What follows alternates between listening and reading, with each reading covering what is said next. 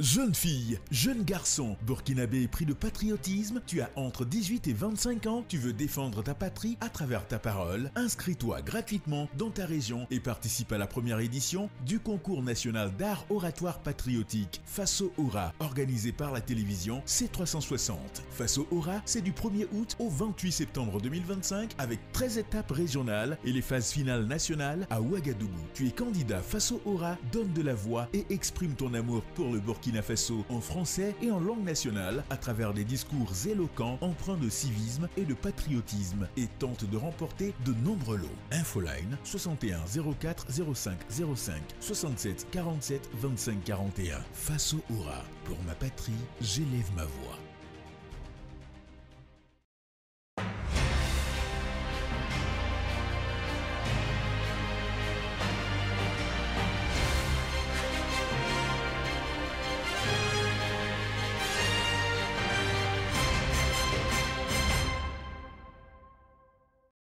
Vous faites bien d'être sur la télévision panafricaine C360. Bonsoir à tous. Les titres de votre journal. L'initiative présidentielle Faso Mebo a reçu son deuxième lot de matériel. Après celui du 27 mars dernier, les clés de 764 engins de diverses catégories ont été remises au coordonnateur national ce matin par le président du Faso, le capitaine Ibrahim Traoré. Ces engins sont destinés aux brigades des régions du Yadga, de Koulsé, du Goulmou et de Bonkui. Et puis, fin de la deuxième édition de l'université d'été des volontés de l'AES au Mali. C'est un cadre d'échange axé sur la solidarité et l'intégration régionale qui a réuni 300 jeunes des 3 pays de la Confédération. À suivre dans un instant des recommandations et résolutions des participants visant à renforcer l'engagement des jeunes au service des États du Sahel. C360, la voix d'une Afrique nouvelle et souveraine. Le président du Faso, le capitaine Ibrahim Traoré, a remis ce matin 764 engins au coordonnateur national de l'initiative présidentielle Faso Mebo, le commandant Zoudnoma Ahmed Sakandé. Le matériel est composé entre autres de véhicules pick-up 4x4, de machines recycleuses, de bétonnières, de camions grues, de camions bennes, de camions citernes, de projecteurs mobiles et de nivelleuses. Ils seront mis à la disposition des brigades des régions du Yadga, de Koulsé, du Goulmour et de Bonkui. Le compte rendu est signé Madeleine Tiendrebeogo. Tirez votre vision, Excellence. Le devoir suprême, Excellence. Merci. Il faut qu'on retienne une merci et félicitations déjà pour ce qui est fait. On remet donc le deuxième lot, espérant que le troisième ne va pas tarder à venir. Le parvis du camp Nabakoum 2, transformé ce vendredi 12 septembre en un véritable parc d'engins. Plus de 700 équipements flambants neufs composés de bulldozers, camions, pick-up et machines spécialisées, acquis dans le cadre de l'initiative présidentielle Faso Mebo. Un geste fort du président du Faso, le capitaine Ibrahim Traoré, qui traduit sa volonté de doter les brigades d'intervention des moyens nécessaires pour répondre efficacement aux besoins des populations. L'arrivée de ce matériel permettra d'armer ces 4 brigades qui vont sortir d'ici la fin de ce mois. Dans l'implémentation du second volet de Faso Mebo, en fait, qui est en réalité même notre volet principal, et booster le désenclavement des villes et campagnes. Ce matériel de terrassement va nous permettre d'améliorer efficacement le réseau routier. En dotant les brigades d'équipements modernes et diversifiés, le président du Faso entend renforcer la résilience des régions et consolider la dynamique de transformation enclenchée par l'initiative présidentielle. Il faut qu'on retienne une chose, il n'y a pas de révolution dans quelque domaine que ce soit qui puisse tenir s'il n'y a pas l'implication des masses populaires. Il n'y a pas d'infrastructure aussi bien pensée ou exécutée qui va tenir dans le temps si ces infrastructures ne sont pas entretenues par les masses populaires. Et pour qu'elles soient entretenues par les masses populaires, il faut qu'elles soient elles-mêmes impliquées dans la conception, dans la fabrication des infrastructures. Et comment mobiliser ces masses populaires, c'est à vous que je reviens. C'est par votre leadership, votre manière d'expliquer la révolution pour amener a priori les populations à s'impliquer elles-mêmes de façon volontaire pour pouvoir fabriquer nos infrastructures. Et ça, je compte sur vous pour pouvoir les expliquer qu'est-ce que c'est que cette révolution d'infrastructure que nous sommes en train de mener. pourquoi elles doivent s'impliquer elles-mêmes pour fabriquer des infrastructures et les entretenir, changer de mentalité dans ce domaine-là. L'initiative présidentielle Faso Mebo franchit une nouvelle étape décisive. Plus qu'une initiative, elle s'affirme comme un instrument au service de la souveraineté, du développement et de l'espoir des Burkinabés.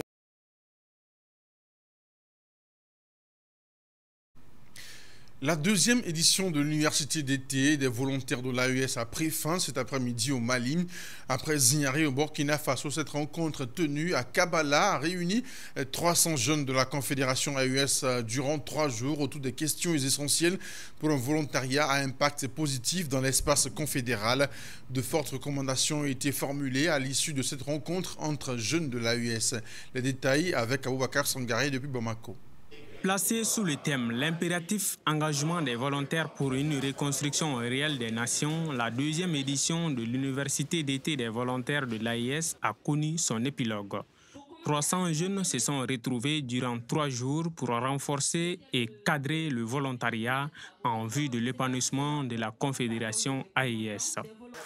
Les travaux thématiques qui se sont déroulés du 9 au 10 septembre ont été organisés autour de 3 thématiques, à savoir la valorisation du statut du volontaire dans l'espace de l'AES, l'engagement volontaire dans les politiques de développement et la consolidation de l'initiative de l'université d'été dans l'espace de l'AES. Des grandes recommandations et des engagements ont été pris afin de promouvoir le volontariat et de renforcer le développement socio-économique, politique et culturel de l'AES.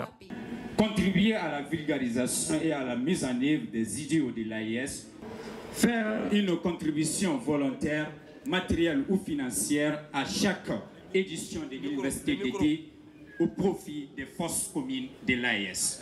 Les autorités en charge du volontariat dans l'espace AES se sont régies de ces assises.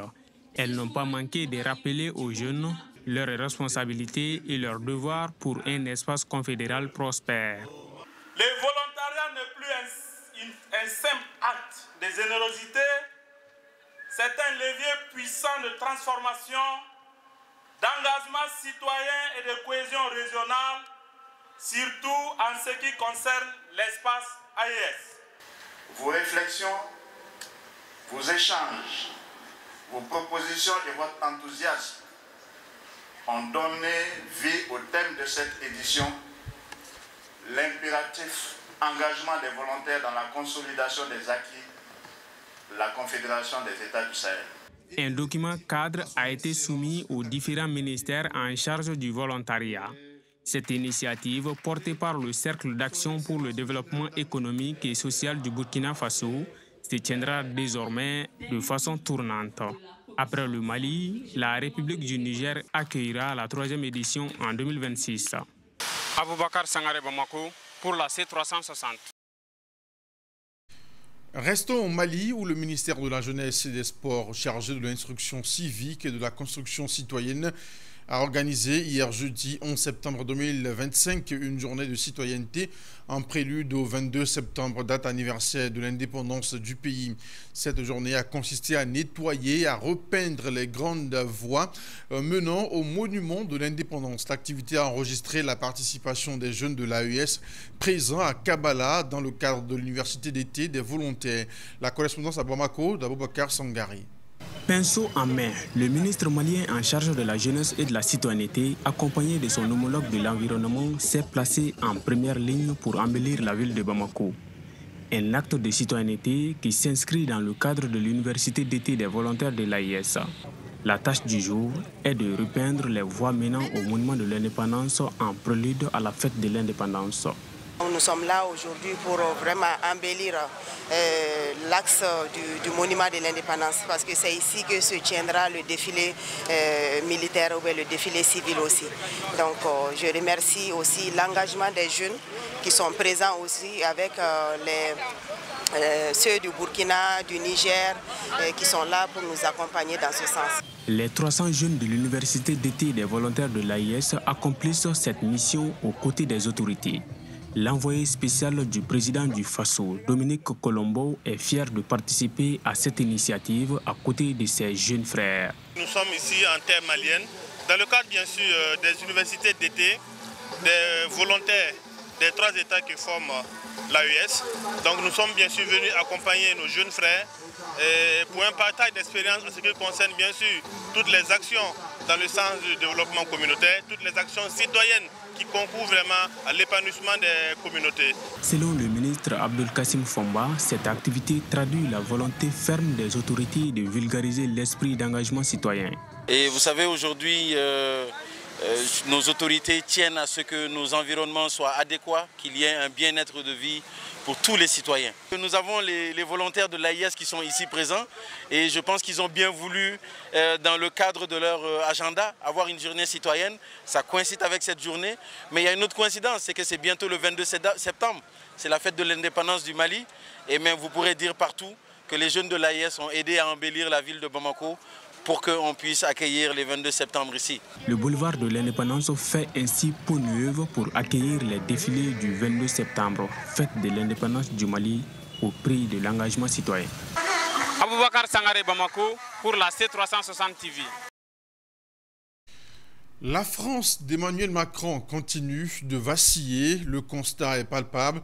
Crise économique, dette colossale, tension sociale et sur le front international, une perte d'influence historique. La rupture des relations avec l'AES marque également un tournant géopolitique majeur. Dans cette analyse, le vice-président de la Commission nationale des États du Sahel, chargé du développement, Adama Sigiri, dit constater un effondrement lent mais profond, celui d'une puissance qui peine à garder ses repères dans un monde en pleine mutation. Le récit de Anis Ankoneda. L'économie française est en tension extrême, une dette publique vertigineuse, un déficit qui explose et une austérité qui fragilise les droits sociaux. Dans les rues, la colère gronde. Sur le plan international, la France perd du terrain. Les Français se sont retrouvés dans un système de déficit sur le plan économique, de déficit sur le plan social. Ce sont les conséquences des inconséquences de la politique française. C'est-à-dire que la politique devrait être axée sur l'économie intérieure, sur la mobilisation des ressources intérieures. Mais l'économie française n'a jamais été axée sur la politique et sur l'économie de la France. L'économie française a été axée sur l'économie des États africains. Ayant perdu à deux niveaux, ayant perdu sur le plan politique les États africains, ne pouvant plus compter sur ces États-là pour affirmer sa force politique au sein de l'Europe. Donc, elle s'affaiblit d'abord sur le plan politique, elle n'est plus comptée. Sur le plan économique, aussi, ayant perdu ces États-là qui l'alimentaient de façon économique, elle a du mal à survivre. La rupture avec les pays de l'AES, le Mali, le Burkina Faso et le Niger n'est pas qu'un simple incident diplomatique, c'est un symbole fort, celui d'un recul stratégique sur un continent qui fut jadis son précaré. La France n'était qu'un éléphant au pied d'argile en réalité. Ce n'était pas une grande nation, c'est une nation qui s'adossait sur la puissance des autres, des États africains, pour pouvoir s'affirmer. Donc, si on enlève ces États africains-là, surtout le Mali, le Niger et le Burkina Faso, donc, même sur le plan politique, la France devient faible.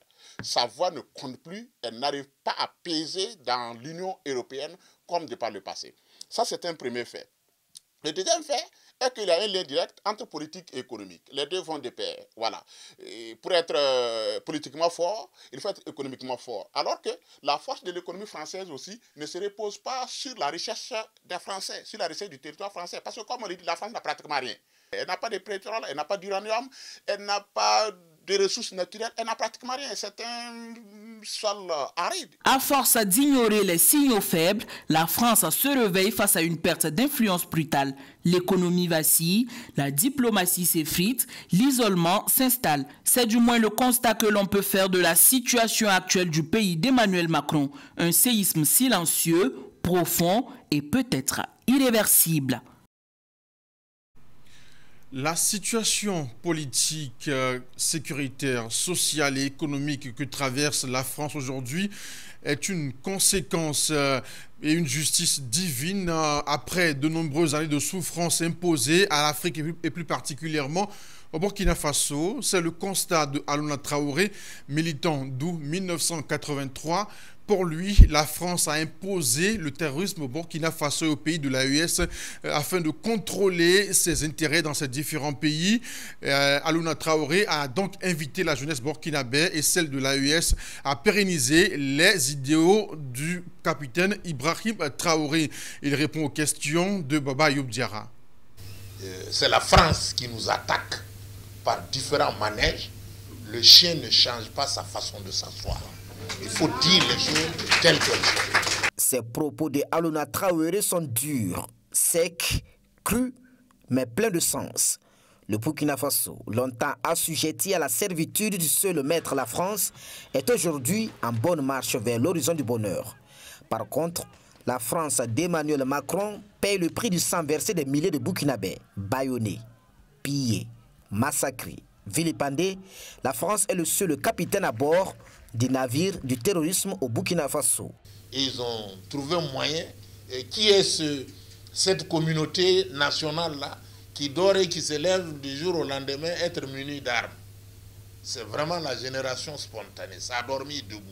Et ces terroristes-là ont tellement de moyens que vous vous posez la question, mais d'où ils viennent ces gens-là? Chaque jour, ils redoublent. Mais non, c'est la France. Il n'y a aucun doute. C'est la France qui use de ses multiples stratagèmes pour enfoncer le Burkina Faso dans les chaos dont il s'y trouve depuis plusieurs années. C'est du moins ce qui ressort de l'analyse du révolutionnaire d'août 83. Cette guerre-là n'est pas... Ils tiennent à leur richesse. Et le mépris qu'ils ont pour le Burkina, à la conjugaison, ils ne nous voient pas arriver. Ils sont en train de recruter du côté du Soudan sur le continent africain. Ils nous font la guerre, aucun de leurs citoyens ne meurt. Et c'est les Africains qu'ils utilisent pour nous attaquer. Réunis pour soutenir l'initiative Fasoura de la télévision panafricaine, les jeunes ont été servis en abondance sur la richesse et l'histoire du pays des hommes intègres. Ils appartiennent donc à cette jeunesse de soutenir le chef de l'État, le capitaine Ibrahim Traoré, pour que le pays puisse retrouver sa souveraineté totale. Et c'est la fin de cette session d'information sur la télévision panafricaine C360. Merci de nous avoir suivis. Excellent week-end à chacun. C360, la voix d'une Afrique nouvelle et souveraine.